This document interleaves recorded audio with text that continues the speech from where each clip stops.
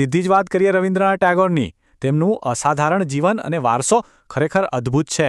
ચાલો સમજીએ. એક રસપ્રદ સવાલથી શરૂઆત કરીએ. એવા કયા મહાન કવિ છે જેમણે 2 અલગ અલગ દેશોના રાષ્ટ્રગીત રચ્યા? હા, આ અદ્ભુત સિદ્ધિ મહાન રવિન્દ્રનાથ ટાગોરની છે.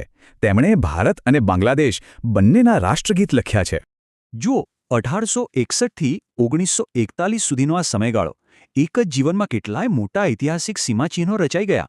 1913ની વાત કરીએ તો તેમની માસ્ટરપીસ કૃતિ ગીતાંજલિ માટે સાહિત્યનો પ્રતિષ્ઠિત નોબેલ પુરસ્કાર એનાયત થયો.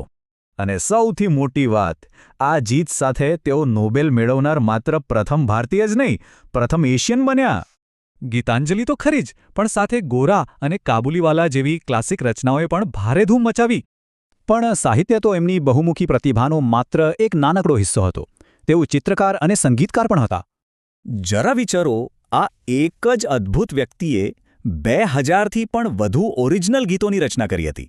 રસપ્રદ વાત કહું, બાળપણમાં પરંપરાગત શાળા તેમને કંટાળાજનક લાગતી, એટલે ઘરે જ જબરદસ્ત અભ્યાસ કર્યો. આ જ અનુભવમાંથી શાંતિનિકેતનનો જન્મ થયો. તેમણે વિશ્વભારતી યુનિવર્સિટીની સ્થાપના કરી, જે એકદમ અલગ હતી.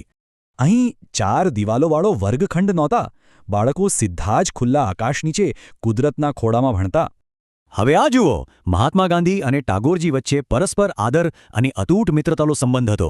ગાંધીજીએ જ તેમને પૂજનીય શિક્ષક અર્થાત ગુરુદેવનું બિરુદ આપ્યું, અને આજે આખો દેશ તેમને એ જ નામે ઓળખે છે.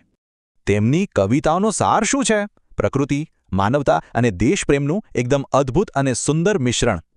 ગુરુદેવ હંમેશા માનતા કે સાચું શિક્ષણ પુસ્તકોમાં નહીં, પણ કળા, સંગીત અને જીવનના અનુભવોમાં છુપાયેલું છે. અંતે એક મોટો સવાલ: શું આપણી આજની શિક્ષણ પદ્ધતિ ગુરુદેવના આ મુક્ત અને કુદરતી દૃષ્ટિકોણને ખરેખર